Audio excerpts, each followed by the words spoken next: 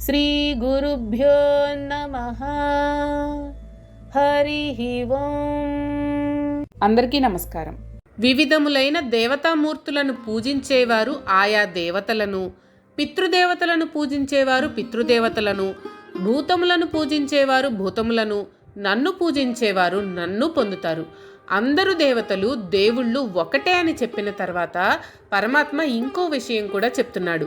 ఈ మానవులు మాయలో పడి ఉన్నారు, వీళ్ళు మారరు అని ఆయనకు తెలుసు. అందుకే ఏ ఏ దేవతలను పూజిస్తే ఏ ఏ ఫలితాలు కలుగుతాయో క్లుప్తంగా వివరిస్తున్నాడు. దేవతలలో రకాలు తెలుసుకోవాలి. దేవతామూర్తులు, పితృదేవతలు, భూతములు అని వాడాడు. అశాశ్వతములైన దేవతామూర్తులను పూజిస్తే వారినే పొందుతారు. శాశ్వతుడు, అవ్యయుడు అయిన పరమాత్మను పూజిస్తే ఆయననే పొందుతారు. కాబట్టి తాము పూజించే, అర్చించే, ఉపాసించే దేవతల స్వరూప స్వభావాలను తెలుసుకొని పూజించాలి. నిరాకారుడు, నిర్వికల్పుడు, సర్వాంతర్యామి, అవ్యయుడు, ఆది మధ్యాంతరహితుడు, అజుడు, సనాతనుడు అయిన పరమాత్మను పూజిస్తే శాశ్వతమైన పరమపదమును పొందుతారు. అలా కాకుండా ఏదో ఒక కాలంలో పుట్టి కాలానుగుణంగా మరణించిన ఇతర దేవతామూర్తులను పూజిస్తే వారినే పొందుతారు. సాధకుడు ఈ తారతమ్యాన్ని తెలుసుకోగలగాలి. ఎందుకంటే ఎవరు సాధన చేసినా శాశ్వతమైన సుఖాన్ని, శాంతిని, పునరావృత్తి లేని శాశ్వత బ్రహ్మ పదాన్ని పొందాలనుకుంటారు. అంతేకాని జనన మరణ చక్రంలో పడి తిరుగుతూ ఉండాలని కోరుకోరు కదా. పరమపదము, బ్రహ్మపదము, మోక్షము అంటే ఒకరు ఇచ్చేది కాదు, పుచ్చుకునేది కాదు. పరమాత్మను గురించి తెలుసుకోవడమే, ఆత్మజ్ఞానం కలిగి ఉండడమే. దీన్నే మోక్షం అంటారు. ఉన్నది ఉన్నట్లు తెలుసుకోవడం, పరమాత్మను గురించిన జ్ఞానం కలిగి ఉండడం, ఇది ఎవరికి వారు సాధించాలి కానీ ఎవరు ఇచ్చేది కాదు. వివరంగా చెప్పుకోవాలంటే మోక్షం కొరకు ఎవరూ ప్రయత్నించడం లేదు. కేవలం ప్రాపంచిక సుఖముల కొరకు ప్రయత్నం చేస్తున్నారు. వాటి కొరకు వివిధ దేవతలను ఆరాధిస్తున్నారు. ఏ ఏ దేవతలను ఆరాధిస్తే వారు ఆయా దేవతలను చేరుకుంటారు. పితృదేవతలను ఆరాధిస్తే పితృదేవతలను చేరుకుంటారు. భూతములను అంటే వామాచార పద్ధతులలో మద్య మాంసములతో, జంతుబలులతో, నరబలులతో, ఘోర రూపములతో ఉన్న దేవతామూర్తులను, గ్రామ దేవతలను పూజిస్తారో, ఆరాధిస్తారో, తమ శత్రువుల వినాశం కోరి అభిచార హోమములను చేస్తారో అటువంటి వారు వాటికి అనుగుణములైన ఫలితములను పొందుతారు. పరమాత్మను ఆరాధిస్తే పరమాత్మను పొందుతారు. యద్భావం తద్భవతి అని చెప్తారు. అలాగే మనం ఏ దేవతను ఏ ఏ రూపంలో ఆరాధిస్తామో ఆయా రూపాలనే పొందుతాం. కాబట్టి సాధకుడు పరమాత్మను ముందు సాకారంగా, సగుణంగా, విగ్రహారాధనతో మొదలుపెట్టిన తుదకు నిర్గుణుడు అయిన పరమేశ్వరుణ్ణే నమ్ముకోవాలి. నిర్గుణోపాసన చేసి పరమాత్మలో ఐక్యం కావడానికి ప్రయత్నం చేయాలి. మరలా జన్మ లేకుండా చూసుకోవాలి. అంతేకాని వివిధ దేవతారాధనలు, కోరికలు ఇక్కడే ఆగిపోకూడదు. ఈ విషయాన్ని మనం లౌక్యంగా చెప్పుకుంటే panchayati board sarpanch, ZP chairman, MLA, MP, minister, chief minister వీరందరినీ ఎంతోమంది ఆశ్రయిస్తూ ఉంటారు. వారు కూడా తమ తమ పరిధుల్లోనే సహాయం చేయగలరు. అంతేకాని తమ శక్తికి మించి, అధికారానికి మించి సహాయం చేయలేరు. అలాగే దేవతలు కూడా. ఎవరైతే నాకు భక్తితో ఆకు కానీ, పువ్వు కానీ, ఫలము కానీ, నీరు కానీ నివేదిస్తాడో అటువంటి భక్తుడు నాకు నివేదించిన వాటిని నేను ప్రీతితో స్వీకరిస్తాను. ఇక్కడ మరొక ముఖ్యమైన విషయం ప్రస్తావిస్తున్నాడు పరమాత్మ. ఈ మానవులు ఎంత చెప్పినా వినరు అని తెలుసుకున్న పరమాత్మ మరొక విషయం చెప్తున్నాడు. పూజలు, వ్రతాలు అన్నీ చేస్తారు. వివిధ రూపాలతో, పేర్లతో పూజిస్తారు. షోడశ ఉపచారాలు చేస్తారు. అన్నీ తుదకు నైవేద్యంతో ముగుస్తాయి. నైవేద్య రూపంలో ఏం పెట్టాలి? ఇది అందరికీ ఒక చిక్కు ప్రశ్న. ఆ పువ్వు పనికిరాదు, ఈ నివేదన పనికిరాదు, అది స్వామికి ఇష్టం ఉండదు, ఆ నివేదన అంటే స్వామికి ప్రీతి. శివుడికి ఈ పూలు పెట్టాలి, విష్ణువుకి ఆ పూలు పెట్టాలి, ఇది మా గురువుగారు చెప్పారు, అది మరొక స్వామీజీ చెప్పారు. సాయిబాబా అలంకార ప్రియుడు, ఫలహారములు కూడా 3, 9, 12, 21, 108 ఇలా పెట్టాలి. లేకపోతే దేవుడికి కోపం వస్తుంది. హారతులు కూడా రోజుకు ఇన్నిసార్లు ఇవ్వాలి, దీపారాధనలో ఇన్ని ఒత్తులు వేయాలి. ఇటువంటి అపోహలతో కొట్టుకుంటున్న మానవులకు, వారి సందేహాలకు చక్కని సమాధానం ఈ శ్లోకం ద్వారా ఇచ్చాడు పరమాత్మ. ఏదో ఒక ఆకు, పుష్పం, ఫలం ఇవన్నీ దొరకకపోతే తోయం అంటే కాసిని నీళ్లు, ఇవి ఏవి ఇచ్చినా నేను తృప్తి పడతాను అని చెబుతూ ఇవి ఎలా సమర్పించాలి అని కూడా చెప్పాడు. ప్రయతాత్మనః అంటే ఇచ్చేవాడు నిర్మలమైన మనస్సుతో, పరిశుద్ధమైన అంతఃకరణతో ఇవ్వాలి. మరొక లక్షణం కూడా చెప్పాడు. భక్త్యుపహృతం అంటే భక్తితో ఇవ్వాలి. కాబట్టి భగవంతునికి ఏది ఇచ్చినా నిర్మలమైన మనస్సు, భక్తి ఈ రెండు ముఖ్యం. ఆ ప్రకారంగా ఇచ్చినవి మాత్రమే నేను ప్రీతితో స్వీకరిస్తాను అని స్పష్టంగా చెప్పాడు పరమాత్మ. భగవంతుడికి ఏమి నివేదన చెయ్యాలి అనేది అందరి మనసులలో మెదిలే ప్రశ్న. పేదవాళ్ళు ఉంటారు, ధనికులు ఉంటారు, పండితులు ఉంటారు, పామరులు ఉంటారు. అందుకే అందరికీ అందుబాటులో ఉన్న వాటినే చెప్పాడు పరమాత్మ. కాబట్టి స్వామికి చక్కెర పొంగలి, పులిహోర, దధ్యోజనం సమర్పించలేదు అని ఎవరూ దిగులు చెందాల్సిన పని లేదు. అన్నీ ఆయనే మనకిచ్చాడు. కాబట్టి ఆయన ఇచ్చిన వాటిని తిరిగి మనం ఆయనకు ఇచ్చేదేమిటి? కాబట్టి భక్తిపూర్వకంగా నిర్మలమైన మనస్సుతో ఏమి ఇచ్చినా తీసుకుంటాడు పరమాత్మ. ఏవేవో కోరికలతో యజ్ఞయాగాలు, పూజలు, వ్రతాలు చేసేవాళ్ళు ఎన్నో నియమాలు పాటించాలి. వివిధ రకాలైన పూలతో పూజలు చేయాలి, షోడశోపచారాలు చేయాలి, 3, 5, 7, 9, 12, 18 రకాల పిండి వంటలతో నివేదన చేయాలి. ఇందులో ఏ ఒక్కటి తప్పినా తన కోరిక సిద్ధించదు అని చేసేవాడికి దిగులు.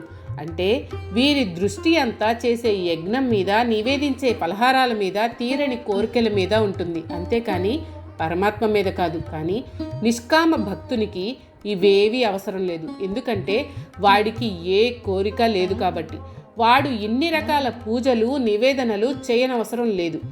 చిన్ని ఆకు, పువ్వు, పండు లేక కాసిని నీళ్లు సమర్పించినా నేను సంతోషిస్తాను అన్నాడు పరమాత్మ. అందుకే పూర్వపు రోజుల్లో దేవాలయాలు ఆగమశాస్త్ర ప్రకారం కట్టబడేవి.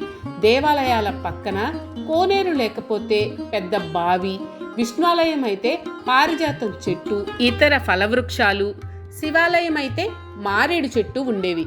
ఆలయంలోకి రాగానే కాళ్ళు కడుక్కొని శుద్ధి అయి ఒక బిల్వమో లేక పారిజాత పుష్పమో కోసుకుని లోపలికి పోయి దేవుడికి భక్తితో అర్పించేవారు. ఈనాటికి కూడా వారణాసిలో పండు ముసలివాళ్ళు కూడా గంగానదిలో స్నానం చేసి చిన్న రాగి చెంబుతో నీళ్లు తీసుకుని పోయి ఆ పరమశివుడి మీద పోసి నమస్కారం చేస్తారు. కానీ మనకి మాత్రం టెంకాయ కొడితే కానీ తృప్తి ఉండడం లేదు. మనం ఎంత ఘనంగా ప్రసాదాలు పంచామో అనే లెక్కలు వేసుకుంటూ ఉంటాం. ధనికులు ఏం చేసినా చెల్లుతుంది. ఏమీ లేనివాడు కూడా ఆ విధంగా చేయాలి అని అనుకోవడం అవివేకం. అందుకే అందరికీ అందుబాటులో ఉండే వాటిని నాకు అర్పించమన్నాడు పరమాత్మ. వాటికి నిర్మలమైన మనస్సు, భక్తి జోడిస్తే వాటిని నేను ప్రేమతో స్వీకరిస్తాను అని అన్నాడు. ఏవేవో కోరికలు కోరుకుంటూ ఈ కోరికలు ఈ దేవుడు తీరుస్తాడా లేదా అనే సందేహంతో మలినమైన మనస్సుతో వజ్ర కిరీటాలు సమర్పించినా దేవుడు సంతోషించడు. పరిశుద్ధమైన మనస్సుతో చిన్ని పువ్వు, దళము కూడా స్వీకరిస్తాడు. ఇది అందరికీ తెలుసు, కానీ ఎవ్వరూ చేయరు. కాబట్టి మనం ఏమి నివేదన చేశాము అనేది కాదు ముఖ్యం, దానిని నిర్మలమైన భక్తితో ఇచ్చామా లేదా అనేది ముఖ్యం. మనం చేసే పూజలలో, వ్రతాలలో కావాల్సింది ఆర్భాటం కాదు, నిర్మలమైన మనస్సు, భగవంతుని ఎడల భక్తి. ఈ రెండింటికి ఎటువంటి ధనము అవసరం లేదు. ఏ పూజ చేసినా, వ్రతం చేసినా నిర్మలమైన మనస్సు, భక్తి లేకపోతే అవి వ్యర్థం. ఇవి పూజలకు కావలసిన అర్హతలు. అందుకే ఇంతకు ముందు అనన్య భక్తి, శ్రద్ధ గురించి చెప్పారు. ఇక్కడ నిర్మలమైన అంతఃకరణము, భక్తి అని చెప్పారు పరమాత్మ. మనం శ్రీకృష్ణ తులాభారం నాటకం, సినిమా చూస్తూ ఉంటాం. అందులో నటించిన నటీనటులు, వారు పాడిన పాటలు, పద్యాల గురించి, రాగాల గురించి పట్టించుకుంటాం. కానీ ఆ నాటకంలోని అంతరార్థం మాత్రం గ్రహించడానికి ప్రయత్నం చేయం. అందులో శ్రీకృష్ణుణ్ణి ధనముతో, బంగారంతో తూచాలని ప్రయత్నించి విఫలమైన సత్యభామది సకామ భక్తి. కేవలం ఒక తులసీ దళంతో శ్రీకృష్ణుణ్ణి తూచిన రుక్మిణిది నిష్కామ భక్తి. అలాగే విదురుడు తన ఇంటికి వచ్చిన కృష్ణుడికి ఆతిథ్యం ఇస్తూ శ్రీకృష్ణుని మీద భక్తి పారవశ్యంతో అరటిపండు వలిచి పండుని క్రింద పడేసి తొక్కలను ఆయనకిచ్చాడు. వాటిని కృష్ణుడు ప్రీతితో ఆరగించాడు. అలాగే కుచేలుడు తన చినిగిన పంచలో మూటకట్టిన పిటికెడు అటుకులను కృష్ణుడు వెదికి తీసుకుని మరీ ఆరగించాడు. మనం వీటిని కథలుగానే చదువుతాం, కానీ అంతరార్థం తెలుసుకోవడానికి ప్రయత్నం చేయం. రుక్మిణి, విదురుడు, కుచేలుడు వీరి నిష్కామ భక్తి, అనన్య భక్తి, నిర్మలమైన మనస్సు గురించి అర్థం చేసుకోం. ఇది అర్థమైతే ఇక్కడ ఈ విషయం చక్కగా అర్థమవుతుంది. భగవంతుని అనుగ్రహం మనం ఆయనకు ఏమి ఇచ్చామో అనే దాని మీద ఆధారపడి ఉండదు, ఇచ్చిన వాడి మనస్సు మీద ఆధారపడి ఉంటుంది. అతడి మనస్సులో నిర్మలమైన భక్తి, ఏకాగ్రమైన భక్తి, అనన్య భక్తి ఉంటే చాలు. అతడు ఏమి ఇచ్చినా పరమాత్మ ప్రీతితో స్వీకరిస్తాడు. పరమాత్మ అనుగ్రహం పొందడానికి ధనధాన్యాలు, భోగభాగ్యాలు, శాస్త్ర పరిజ్ఞానం అవసరం లేదు. భక్తి, చిత్తశుద్ధి మాత్రమే అవసరమని స్పష్టంగా చెప్పాడు కృష్ణుడు. చిత్తశుద్ధి లేని శివపూజలేలరా అని వేమన గారు అన్నారు కదా. అనన్య భక్తి, చిత్తశుద్ధి ఎంతటి పేదవాడికైనా సిద్ధిస్తుంది. ఇవి బయట దొరికే వస్తువులు కాదు, ప్రతివాడి లోపల ఉండేవి. కాకపోతే వాటిని మనం సక్రమంగా వినియోగించుకోవడం లేదు. ఆర్భాటాలకు, ఆడంబరాలకు పోతున్నామే కానీ అవసరమైన వాటి కోసం ప్రయత్నించడం లేదు. అందుకనే ప్రయతాత్మనః అని వాడారు. అంటే నిర్మలమైన మనస్సు, భక్తి, చిత్తశుద్ధి కొరకు ప్రయత్నించేవాడు అని అర్థం. అటువంటి ప్రయత్నం మనం కూడా చేయాలి. లేకపోతే మనం చేసే పూజలు, వ్రతాలు అన్నీ ఎందుకు పనికి రాకుండా పోతాయి. అర్జున, నువ్వు నాకు ఏమీ నివేదనలు చెయ్యనక్కర్లేదు.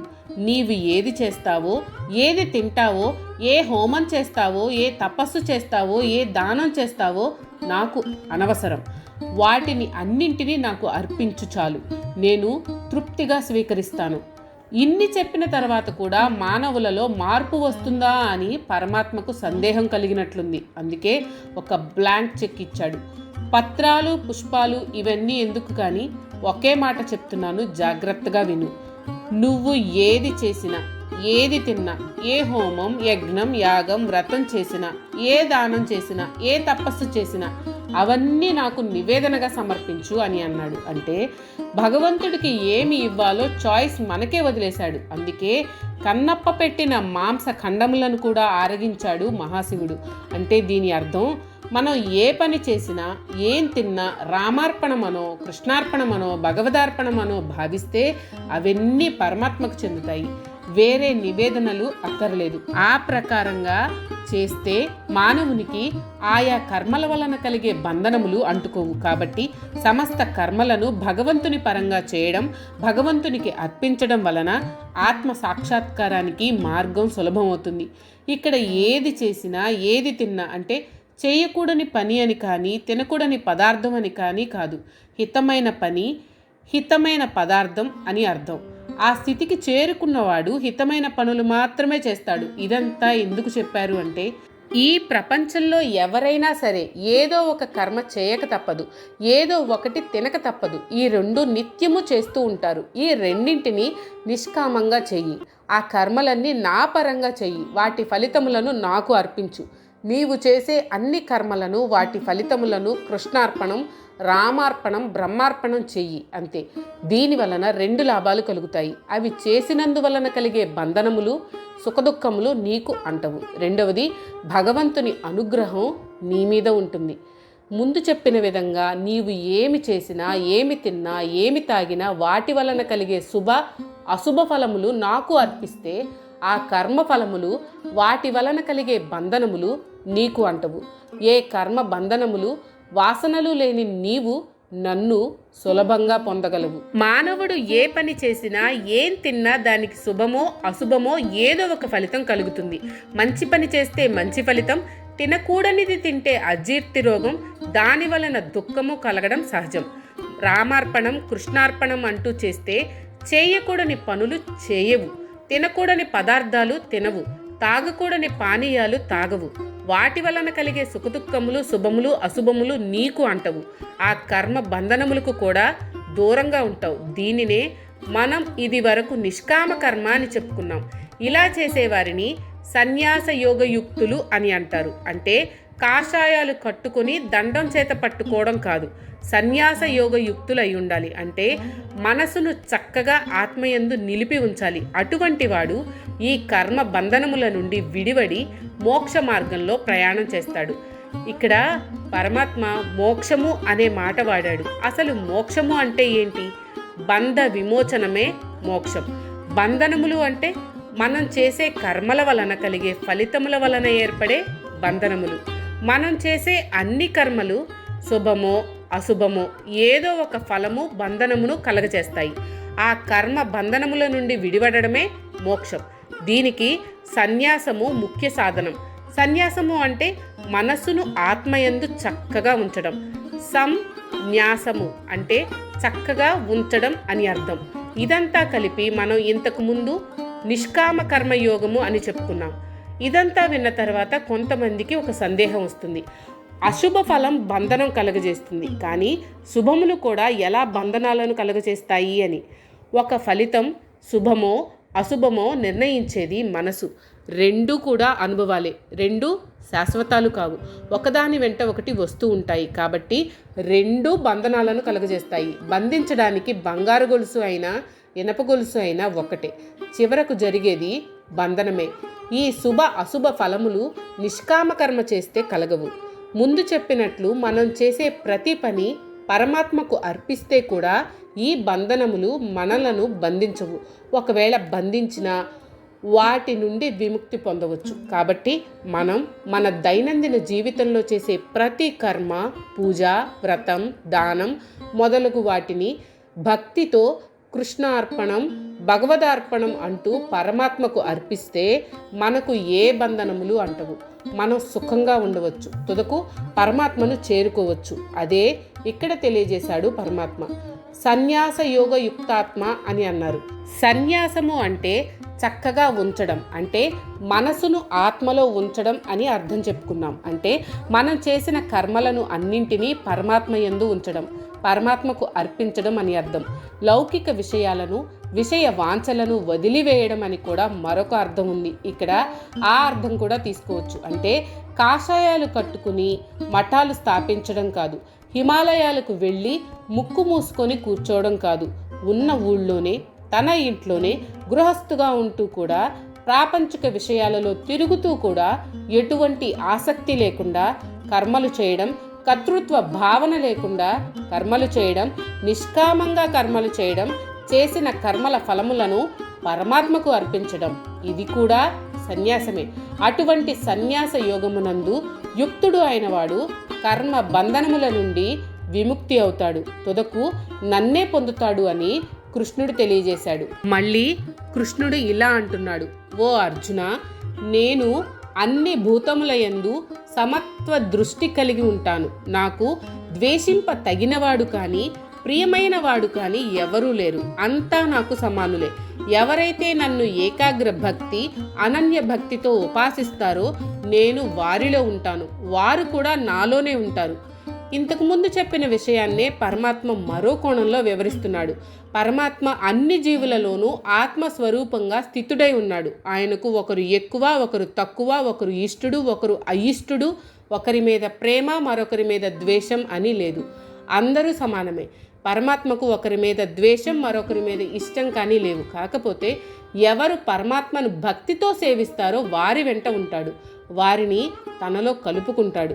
దీనికి కొంతమంది విపరీతార్థం తీసి పరమాత్మకు కూడా తనకు ఇష్టమైన వాళ్ళ మీద పక్షపాతం ఉంది అని అంటూ ఉంటారు. అందుకే నాకు ఎవరి మీద ఇష్టము అయిష్టము లేవు, నాకు అందరూ సమానమే, నాకు దగ్గరగా వచ్చిన వాళ్లను నాలో చేర్చుకుంటాను, నేను వాళ్లకు దగ్గరవుతాను అని అన్నాడు. ఇది అందరికీ ఓపెన్ ఆఫర్. పరమాత్మను ధ్యానించడం, పరమాత్మకు దగ్గరవ్వడం మన చేతుల్లో ఉంది. మనం దూరంగా ఉంటూ ఆయనకు పక్షపాతం అంటే ఎలా? మనం కూడా పరమాత్మకు దగ్గరవ్వడానికి ప్రయత్నం చేయాలి. ఇక్కడ మన వాళ్ళు మరొక వితండవాదం లేవదీస్తారు. పరమాత్మకు అందరూ సమానమైనప్పుడు కొందరు ధనవంతులుగా పుట్టి సుఖాలు అనుభవిస్తూ ఉంటే మరికొందరు దరిద్రులుగా దుఃఖాన్ని ఎందుకు అనుభవిస్తున్నారు అని వాదిస్తారు. మనం దీని గురించి ఇదివరకే చెప్పుకున్నాం. వారి వారి పూర్వజన్మ వాసనల ప్రకారం జన్మిస్తూ ఉంటారు. పూర్వజన్మల ఫలాలను బట్టి ఈ జన్మలో సుఖదుఖాలు కలుగుతూ ఉంటాయి. వారు చేసిన కర్మలకు అనుగుణంగా ఎవరెవరికి ఏమేమి ఇవ్వాలో వాటిని సమానంగా పంచిపెడుతూ ఉంటాడు పరమాత్మ. అందులో ఎవ్వరి మీద పక్షపాతం చూపించడు. ప్రాణులు పుణ్యకార్యాలు చేస్తే సుఖాలను, పాపకార్యాలను చేస్తే దుఃఖాలను పొందుతున్నారు. ఎవరి కర్మలను బట్టి వారికి తగిన ఫలం లభిస్తుంది. ఇతరులకు మేలు చేసేవారు, భగవంతుణ్ణి భక్తితో పూజించేవారు, మనసు నిర్మలంగా ఉంచుకునేవారు ఎల్లప్పుడూ సుఖంగా ఉంటారు. అలా కాకుండా ఎప్పుడూ మనస్సును మలినంగా ఉంచుకునేవాళ్ళు, ఇతరులకు హాని చేసేవాళ్ళు, దేవుడి మీద నమ్మకం భక్తి లేని వాళ్ళు ఎప్పుడూ ఏదో ఒక సమస్యతో బాధపడుతూ దుఃఖిస్తూ ఉంటారు.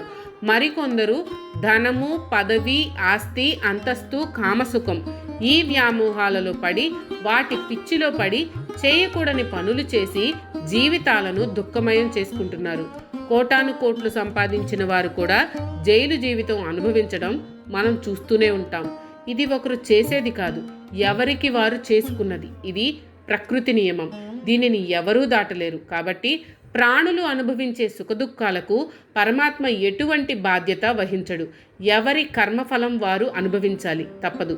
సూర్యకాంతి అన్నింటి మీద సమానంగా ప్రసరిస్తూ ఉంటుంది. అలాగే పరమాత్మ ప్రేమ కూడా అందరి మీద సమానంగా ఉంటుంది. కానీ అద్దంలో పడ్డ సూర్యకాంతి ప్రతిఫలిస్తుంది, మట్టి మీద పడ్డ సూర్యకాంతి ప్రతిఫలించదు. అలాగే సత్పురుషులలో ఉన్న ఆత్మ దివ్యమైన ప్రకాశాన్ని వెదజల్లితే రజోగుణము తమోగుణములో సతమతమయ్యే వారిలో ఉన్న ఆత్మ ఎటువంటి ప్రకాశము లేక రజస్తమోగుణములతో కప్పబడి ఉంటుంది.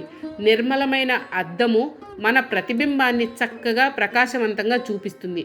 పక్కనే ఉన్న మకిల పట్టిన అద్దములో అసలు మన ప్రతిబింబమే కనపడదు.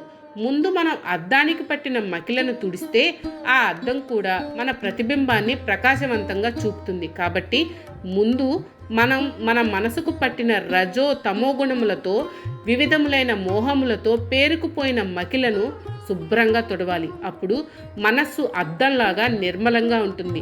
మనలో ఉన్న ఆత్మ కూడా దివ్యమైన ప్రకాశాన్ని వెదజల్లుతుంది.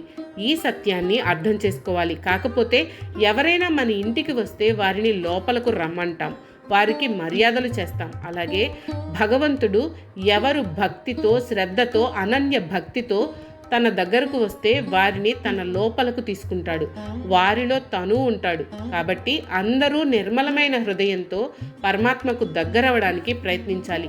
అప్పుడే పరమాత్మ మనలో ఉంటాడు, మనల్ని తనలోకి లాక్కుంటాడు. అప్పుడు మనం నిరంతర సుఖము శాంతి పొందుతాము. దుర్మార్గుడు దురాచారుడు అయినవాడు నా మీద అనన్య భక్తితో ఏకాగ్ర భక్తితో నన్నే ఉపాసిస్తే వాడిని సత్పురుషునిగానే భావించాలి. ఎందుకంటే అతడికి నా మీద అనన్య భక్తి, నిర్మలమైన మనస్సు, ఏకాగ్రత ఉన్నాయి.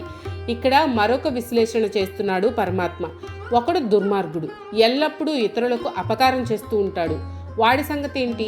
వాడు ఎప్పటికీ అలా దుర్మార్గుడుగా ఉండాల్సిందేనా? వాడికి మోక్షం లేదా అంటే ఉంది అని అంటున్నాడు పరమాత్మ. ఎంతటి దుర్మార్గుడు అయినప్పటికీ సత్పురుషుల మాటలు వినడం ద్వారా, జ్ఞానం కలగడం ద్వారా మంచివాడుగా మారితే వాడిని తప్పకుండా నాలో చేర్చుకుంటాను, వాడి వెంట ఉంటాను అని అభయం ఇస్తున్నాడు పరమాత్మ. కాకపోతే అతడికి ఒక క్వాలిఫికేషన్ ఉండాలి. అదేంటంటే స్థిరమైన మనోనిశ్చయం కలిగి ఉండాలి. ఎలాంటి మనోనిశ్చయం అంటే ఇంక మీదట సాధువుగా సాధు స్వభావంతో ఉంటాను అని, సాటిలేని భక్తి శ్రద్ధలతో పరమాత్మని ఆరాధించాలి అని. అలా చేయడం వలన అతడు అంతకుముందు చేసిన పాపాలు కాలి భస్మమైపోతాయి. కాబట్టి మిక్కిలి దుర్మార్గుడు అయినప్పటికీ భగవద్గీత విని సాధువుగా మారి పరమాత్మయందు అనన్య భక్తితో స్థిరమైన మనో నిశ్చయంతో ఉంటే వాటిని పరమాత్మ తప్పకుండా తన హక్కున చేర్చుకుంటాడు. దుర్మార్గుడైన కుమారుడు సన్మార్గుడైతే ఏ తల్లి తండ్రి చేరదీయరు, అలాగే భగవంతుడు కూడా. అలా కాకుండా మరలా వెనుకటి జీవితం మొదలు పెడితే వాడు సాధువు కాలేడు.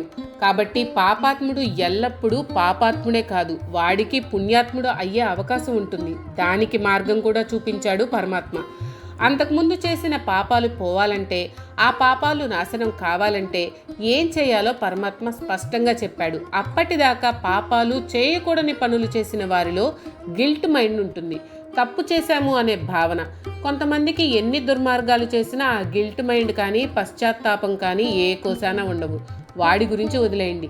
మనిషి మారడం ద్వారా ఆ గిల్ట్ మైండ్ అంటే అపరాధ భావనలన్నీ పోగొట్టుకోవచ్చు. దానికి కావాల్సింది అనన్య భక్తి, నిష్కామ భక్తి, ఏకాగ్ర భక్తి. ఇక మీదట ఏ పాపాలు చెయ్యను, దుర్మార్గాలు చెయ్యను అనే నిశ్చయాత్మక బుద్ధి ఇవి కనుక ఉంటే అప్పటి వరకు చేసిన పాపాలు క్రమక్రమంగా క్షీణిస్తాయి. అతనిలో ఉన్న గిల్ట్ మైండ్ కూడా ఆధ్యాత్మికత వైపు మళ్ళుతుంది. అటువంటి వాడు సాధురేవ అంటే సాధువు మాదిరిగా మారడానికి అవకాశం ఉంది. కాబట్టి పాపాత్ములు కూడా పుణ్యాత్ములు కావడానికి కృషి చేయాలి అని ఇక్కడ విషయాలు సూచిస్తున్నాయి. ఇక్కడ సాధువు అని వాడారు. సాధువు అంటే సాధు స్వభావం కలవాడు. సాధువు అంతేకాని కాషాయాలు కట్టి జడలు పెంచుకున్నవాడు, కాషాయాల ముసుగులో అక్రమాలు చేసేవాడు సాధువు కాదు. సాధువు అంటే మంచివాడు, మంచి పనులు చేసేవాడు, నిర్మలమైన మనసు కలవాడు, అనన్య భక్తి కలవాడు. అందుకే పరిత్రాణాయ సాధూనాం అని అన్నాడు పరమాత్మ. నేను సాధువులను ఎల్లప్పుడూ రక్షిస్తూ ఉంటాను అని హామీ ఇచ్చాడు. పరమ దుర్మార్గుడు కూడా పరివర్తన చెంది పరమాత్మ యందు నిశ్చయాత్మక బుద్ధి, అనన్య భక్తి కలిగి ఉంటే, మరలా తన పాప జీవనమునందు ఆసక్తి లేకుండా ఉంటే అటువంటి వారిని సాధువు అని అంటారు. అటువంటి సాధువులకు ఏ ఫలితం లభిస్తుంది అనే విషయం ఇకపైన వివరిస్తున్నాడు పరమాత్మ. మీకు కనుక ఈ వీడియో నచ్చినట్లయితే లైక్ చేయండి. అలాగే మీ ఫ్యామిలీ అండ్ ఫ్రెండ్స్కి షేర్ చేయండి. ఛానల్లో కొత్త నోటిఫికేషన్స్ కోసం సబ్స్క్రైబ్ చేయండి. అలాగే పక్కనే ఉన్న బెల్ ఐకాన్ని ట్యాప్ చేయండి.